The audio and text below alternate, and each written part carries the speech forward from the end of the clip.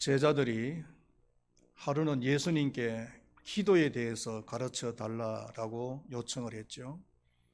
그때 예수님께서 주기도문을 말씀하신 것입니다. 이 주기도문은 기도의 정석이라고 할 수가 있습니다. 기도에 대해서 좀 더 알고 싶으신 분이 계시면은 주기도문을 공부해 보시면 됩니다. 참고로 저희 교회 지층 뒤에 로비에 가시면은 제가 쓴 사도신경 주기도문 해설집이 있으니까 한 번 더 읽어보시면 좋으실 것 같아요. 오늘 봉독했던 본문 말씀은 사도 바울이 에베소 교회를 위해서 기도하는 2차 내용입니다. 1차 기도 내용은 1장 후반부에 나오고 그 다음에 2차 기도가 이제 본문에 나오는데요. 바울의 기도가 우리에게 많은 도전을 준다는 것입니다. 먼저 16절 말씀을 우리 한번 다 같이 한 번 더 읽어보도록 하겠습니다. 그의 영광의 풍성함을 따라 그의 성령으로 말미암아 너희 속사람을 능력으로 강건하게 하시오며, 이 기도 속에서 바울의 관심이 어디에 있는가를 우리는 알 수가 있습니다. 바울은 속사람이 강건하게 되어지기를 기도하고 있는 것을 보죠. 다시 말하면은 바울의 관심은 그 사람이 아닌 속사람에 있다라는 것을 우리는 알게 됩니다. 예수님을 알기 전에는 그 사람이 중요한 줄 알았어요. 그런데 예수를 믿고 거듭나고 나니까 그 사람보다 속사람이 더 중요하다는 것을 알게 되는 것입니다. 구원받은 사람인지 아니면 구원받지 못한 사람인지 바로미터가 되는 것이 이것이라고 말을 할 수가 있어요.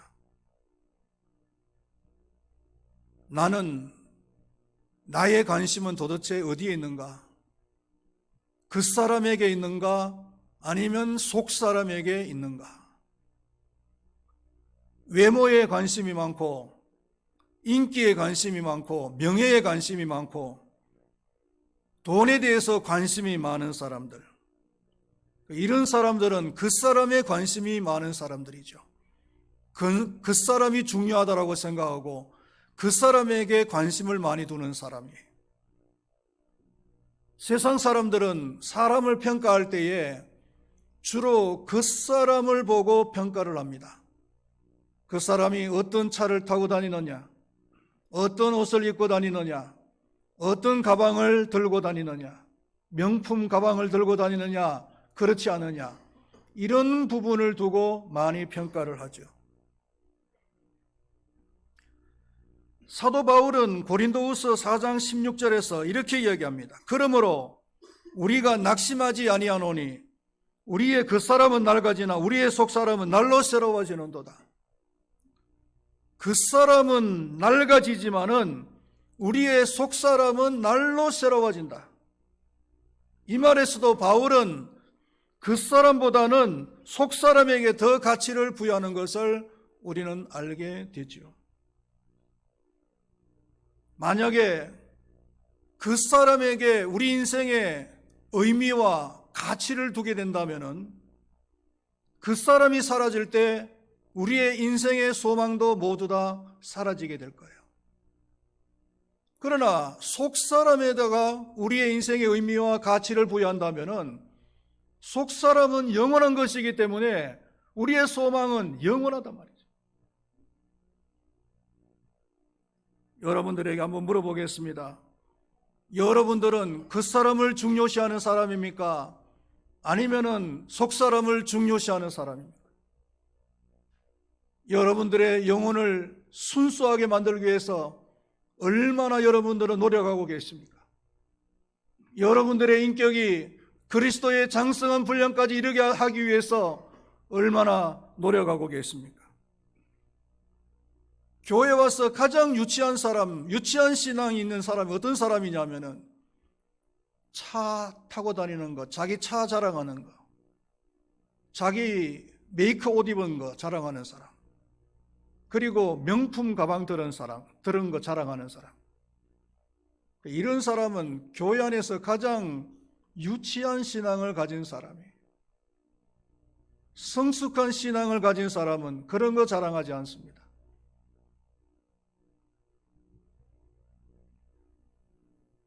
만약에 신앙생활을 오래 했다고 하면서 나이를 많이 먹었다고 하면서도 교회 와서 이런 것만 자랑하고 있다면 신앙생활 그동안에 허단 거예요.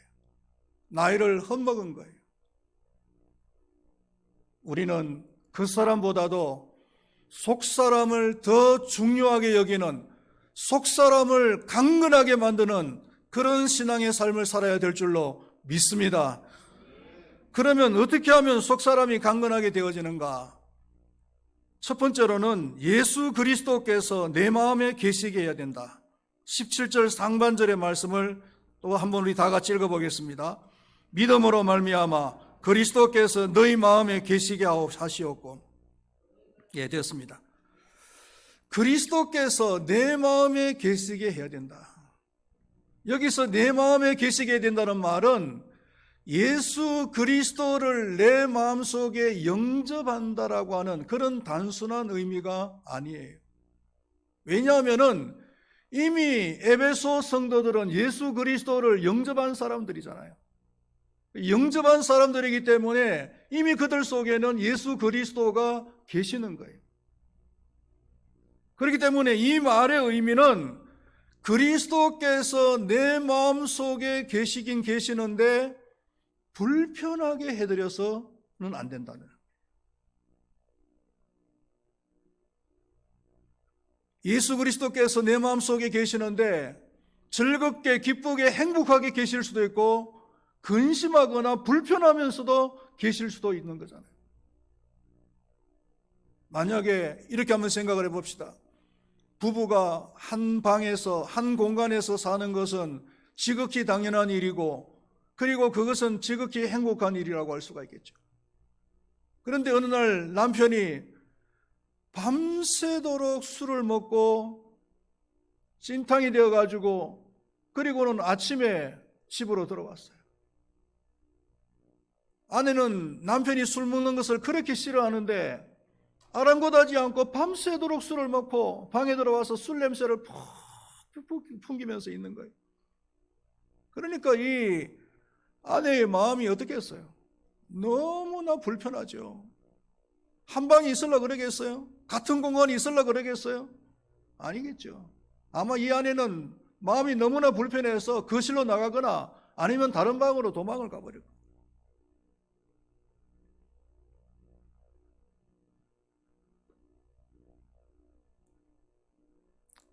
에베소서 4장 30절 말씀에서 하나님의 성령을 근심하게 하지 말라, 이렇게 말씀을 하고 있습니다.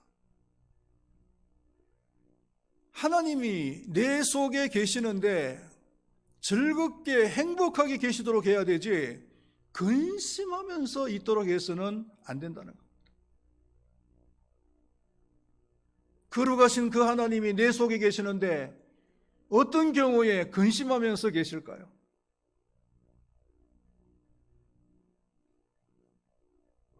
주님이 싫어하시는 짓을 하면 그렇죠. 주님이 싫어하는 것이 뭐겠어요? 그게 바로 죄가 아니겠어요? 성경에서 가장 대표적인 죄가 뭐겠어요? 우상 숭배죄, 하나님의 권위에 도전하는 죄, 그리고는 원망과 불평하는 죄. 이것이 구약 성경에서 말하는 3대 죄잖아요. 인간의 죄, 우상 숭배죄, 하나님의 권위에 도전하는 죄, 그리고 원망과 불평하는 죄. 우리는 언제 가장 원망과 불평을 많이 하겠어요? 내 생각대로 안 될 때, 내 생각대로 안 될 때. 이스라엘 백성들이 광야 생활하면서 내 생각대로 안 되니까 늘 원망과 불평을 했잖아요. 그런데 내 생각과 원망대로, 내 생각대로 안 되어질 때 그것을 수용할 줄 알고 거기에 대해서 더 나아가서 감사할 줄 아는 성도가 참된 성도고 성숙한 성도라고 할 수가 있어요. 왜요? 내 생각대로 안 되면 누구 생각대로 되는 겁니까? 하나님의 생각대로 되는 거예요. 그걸 알아야 되지. 내 생각대로 안 된다고 떼를 쓰고 내 생각대로 안 된다고 원망하고 불평하고는 아직까지도 신앙이 유치한 신앙이다. 어린아이와 같은 신앙이라고 할 수밖에 없어요.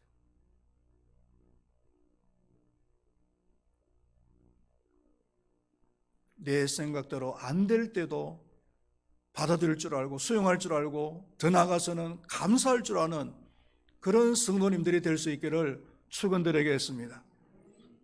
그런 성숙한 신앙을 가지고 있을 때 예수 그리스도께서 내 마음속에 편안하게 기쁘게 행복하게 계시는 거예요.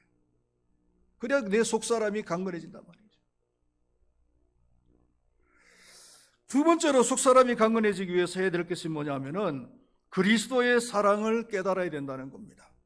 18절과 19절 말씀을 다시 한 번 더 봉독을 하겠습니다. 능히 모든 성도와 함께 지식에 넘치는 그리스도의 사랑을 알고 그 너비와 길이와 높이와 깊이가 어떠함을 깨달아 하나님의 모든 충만한 것으로 너희에게 충만하게 하시기를 구하노라.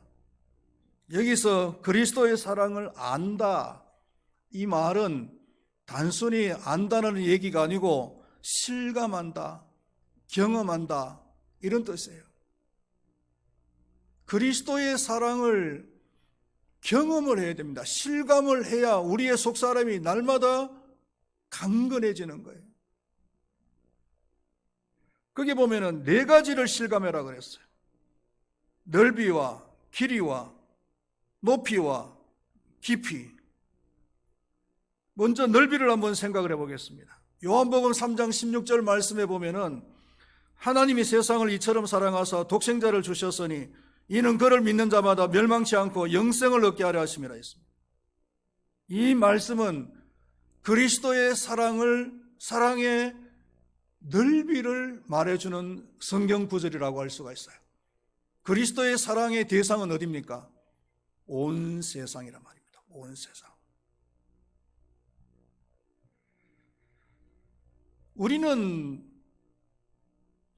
유대인들은 민족주의에 빠졌어요. 하나님의 사랑이 유대인들만 사랑한다라고 생각을 했어요. 그래서 많은 오류를 범했죠. 우리도 가끔 가다가 그런 민족주의에 빠질 수가 있어요. 하나님, 이 나라만 사랑하게 해달라고, 이 나라만 잘 살게 해달라고, 우리나라 백성들만 구원받게 해달라고 하는 그런 민족주의에 빠져서 많은 오류를 범할 수가 있습니다. 그러나 하나님의 사랑은 유대인들만 사랑하는 것이 아니고 대한민국 사람만 사랑하는 것이 아니에요. 유대인들도 사랑할 뿐만 아니라 미국 사람들도 사랑하고요. 그리고 똑똑한 사람들도 사랑하겠지만은 그러나 또 잘난 사람도 사랑할 수가 있겠지요. 원수들도 사랑하시고 살인자도 사랑하시고 가난한 자도 사랑하시고 장애인들도 사랑하십니다. 대한민국 사람을 사랑하시는가 하면은 라오스 사람도 사랑하시고 그리고 아프리카의 피부가 검은 사람들도 하나님께서 여전히 변함없이 똑같이 사랑하시는 거예요. 하나님의 사랑의 넓이는 끝이 없습니다. 그렇기 때문에 우리가 구원을 받은 거예요. 만약에 하나님의 사랑이 좁은 그런 사랑이라면은 하나님의 그 사랑의 기준에 여기에 해당되어질 사람 몇 사람 있겠어요? 하나님의 사랑이 너무나 넓기 때문에 우리는 해당이 되어지고 하나님의 사랑으로 구원받아서 이 자리에 앉아서 하나님께 오늘도 행복한 예배를 드릴 수가 있는 줄로 믿습니다. 그리고 사랑의 길이라 그랬습니다. 사랑의 길이는 창세 전부터 영원까지입니다. 하나님은 한 번 사랑하시면은 세상 끝날까지 사랑하시는 분이십니다. 할렐루야.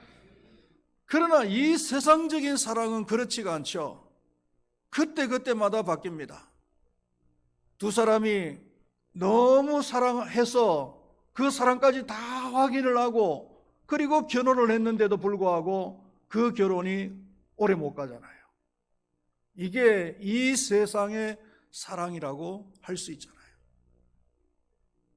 세상에서 가장 빨리 이혼한 부부가 어떤 부부일까?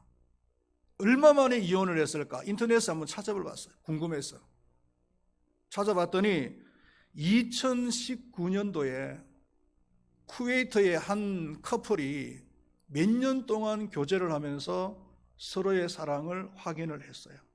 그래서 이제 우리는 결혼합시다 이래가지고 결정을 하고 그리고 법원에 가서 혼인신고서에다가 도장을 찍고 그리고 이제 법원을 빠져나오는데, 그런데 그 여자가 잠깐 실수를 해가지고 발을 헛디딘 겁니다.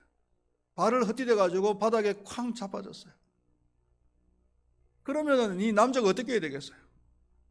막 하늘이 무너진 듯한 그런 감정을 가지고서 빨리 그냥 이렇게 세워줘가지고 그냥 그 실수를 많이 할 수 있도록 해줘야 되잖아요. 그런데 이 남자라는 사람이 장난기가 많았는지요, 에이 바보같이 거기서 넘어지냐 그러면서 놀려댄 거예요.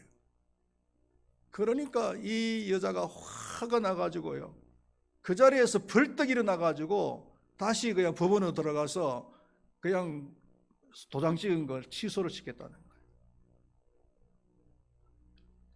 결혼을 한지 혼인신고서에 도장을 찍은 지 딱 3분 만에 이혼을 했다는 거예요. 3분 카레도 아니고 도대체 뭐 하는 거예요? 네?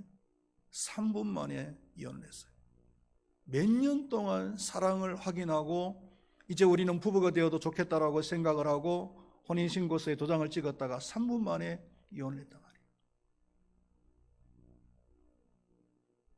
심리 상담가들은요, 이혼을 부추깁니다. 가정폭력이나 외도나 아니면 중독, 알코올 중독이나 도박 중독, 이런 세 가지에 대해서는요, 이거는 수리 불가, 이렇게 선고를 하는 겁니다. 그래서 기다리면 기다릴수록 더 고통이 심하니까 빨리 이혼하는 것이 좋다, 이렇게 상담을 해주는 거예요. 심리 상담가들, 심지어는 교회 안에서, 요즘은 교회 안에서 상담하는 사람들조차도 그렇게 상담을 해준다고 해요. 좀 더 성경적으로 사랑의 힘으로 좀 최대한 기다려 보십시오 라고 상담을 하면 안 되나요? 주님의 사랑으로 기다리라고 상담을 해주면 안 되나요?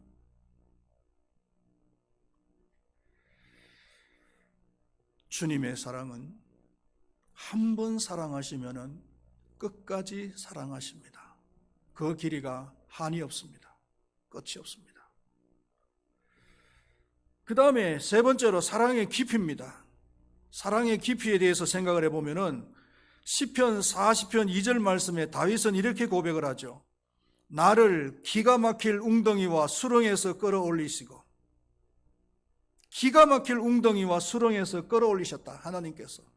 여기서 웅덩이는 물을 얻기 위해서 팠던 우물이에요. 너무 깊어서 한 번 빠지면은 혼자서는 빠져나올 수 없는 그런 웅덩이입니다. 요셉의 형들이 요셉을 애굽에 팔기 전에 웅덩이에다가 집어던졌죠. 요셉은 그 웅덩이에 들어가서 혼자서 빠져나올 수가 없었던 겁니다. 왜? 너무나 깊었어. 주님께서는 이런 깊은 웅덩이에서조차도 우리를 건져주시는 분이십니다. 할렐루야. 그냥 바깥에서 밧줄이나 던지고 아니면 사다리나 내려서 구원해 주시는 분이 아니고, 건져주시는 분이 아니고, 친히 그 깊은 웅덩이까지 내려오셔서 우리를 건져내 주시는 분이시단 말이에요. 베드로전서 3장 19절 말씀에 보면은 그가 또한 영으로 가서 옥에 있는 영들에게 선포하시니라 라는 말씀이 나옵니다. 이거 참 난해한 성경 구절이에요. 예수님께서 영으로 옥에 가셔서, 옥은 여기서 지옥을 말하는 거예요. 예수님께서 지옥까지 내려가셨다. 잘못 생각하면 많은 오해를 할 수가 있는데요, 전혀 이상한 것이 아니에요. 예수님의 무슨 죄 때문에 지옥에 가신 것이 아니고 구원받을 자들을 구원하기 위해서 지옥까지도 내려가셨다는 거예요. 언제 내려가셨는지는 저를 잘 모르겠어요. 주석을 찾아봐도 답이 잘 없어요. 난해한 성경 구절이에요. 그러나 사도신경에도 보면은 예수님께서, 우리 사도신경에는 빠져 있지만은 예수님께서 지옥까지 내려가셨다라는 그 원문 사도신경 속에는 그 내용이 있잖아요. 그러니까 예수님께서는 구원받을 자들을 구원하시고 사랑하시기 위해서 지옥까지도 내려가시는 분이시다.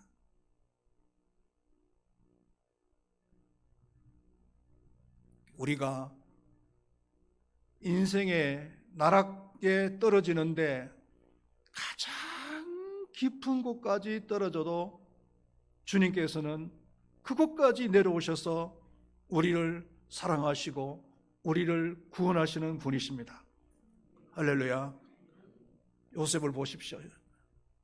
요셉이 그 애굽 나라의 종으로 팔려가고 그것도 모자라서 억울한 누명을 쓰고 감옥까지 가게 되었어요. 이것보다도 더 깊은 수렁이 어디 있습니까? 나락이 어디 있습니까? 완전 바닥까지 떨어졌잖아요. 하나님께서 그 요셉을 외면했습니까? 외면하지 않았어요. 요셉을 찾아가시고 꿈으로 요셉과 함께해 주시고 그리고 요셉을 다시 사랑하시고 구원하여 주시는 것을 볼 수가 있잖아요. 가장 힘들고 가장 내 인생에 나락까지 떨어졌다, 나는 이제 더 이상 내려갈 곳도 없다, 더 떨어질 곳도 없다라고 했을 때 여러분 포기하지 마세요. 주님께서 함께 하십니다. 사랑하십니다. 그곳에도 주님께서 도와주십니다. 할렐루야. 그 다음에 사랑의 높이입니다. 높이. 죄로 인해서 죽어야 될 우리들을 건지실 뿐만 아니라 성천하신 지금도 하나님 우편에서 우리들을 위해서 대변하고 계신다는 겁니다.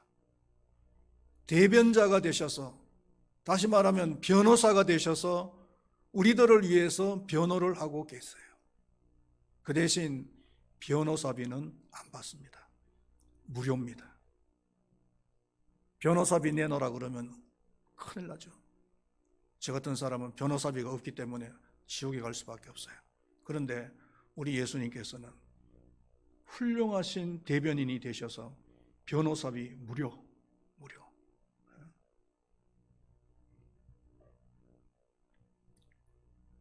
말로 다 할 수 없는 사랑이죠. 믿음이 뭡니까, 여러분? 믿음이라는 것은 주님의 이러한 사랑을 깨닫고 역시 걸맞게 주님을 사랑하고 또한 교회를 사랑하는 것입니다. 이것이 건강한 신앙이고 이것이 건강한 속사람인 줄로 믿습니다. 이런 건강한 속사람이 되시기를 축원드리겠습니다. 이런 사람에게 주어지는 축복이 있다고 했습니다. 20절 말씀을 우리 다 같이 보겠습니다. 우리 가운데서 역사하시는 능력대로 우리가 구하거나 생각하는 모든 것에 더 넘치도록 능히 하실 이에게. 이런 건강한 속사람을 가진 사람에게는 구하는 것은 말할 것도 없고 생각하는 것까지도 넘치도록 해주신다. 시편 19편 14절 이하에 보면은 내 입의 모든 말과 마음의 묵상이 주님 앞에 연락되기를 원하나이다 라는 말씀이 나오는데, 건강한 속사람을 가진 사람에게는 이 말씀이 그대로 성취가 되어지는 거예요.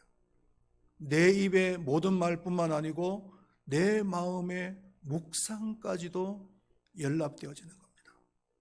사랑하시는 우리 큰바위교회 모든 성도님들이 입의 모든 말들뿐만 아니라 마음의 묵상까지도 주께 연락되어지는 축복된 삶을 살아가시기를 축원드리겠습니다. 말씀을 맺도록 하겠습니다. 그 사람보다 속사람을 중요하게 여기는 사람이 되시기를 바랍니다. 속사람이 강건하게 되어지기를 축원드리겠습니다. 속사람이 강건하게 되어지기를 위해서는 첫 번째로 주님을 근심하게 하면 안 됩니다. 죄를 지면 안 됩니다. 두 번째로 주님의 사랑을 실감을 해야 됩니다. 그리고 주님의 사랑에 걸맞는 그런 사랑의 삶을 살아야 됩니다. 그리할 때 입술의 말과 마음의 묵상까지도 주님 앞에 연락되어지는 그런 축복된 삶이 될 줄로 믿습니다. 기도하겠습니다. 하나님 아버지, 우리의 겉사람은 날마다 낡아지지만 우리의 속사람은 날로 새로워지는 줄로 믿습니다. 그러므로 참된 믿음을 가진 사람들은 겉사람을 중요하게 여기는 것이 아니라 속사람을 중요하게 여기고 속사람을 강건하게 만드는 삶을 살아가야 될 줄로 믿습니다. 속사람이 강건하게 되어지기 위해서는 주님을 근심하게 하면 안 됩니다. 주님의 사랑을 실감해야 됩니다. 그리고 주님의 사랑에 걸맞는 그런 사랑의 삶을 살아가야 됩니다.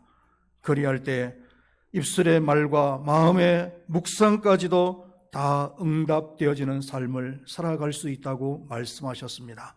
우리 금바위교회 모든 성도님들이 오늘 이 말씀 붙들고 이 말씀대로 살아서 약속되어진 복을 받아 누리는 축복된 삶이 되게 하여 주시옵소서. 예수님의 이름으로 기도드리옵나이다. 아멘.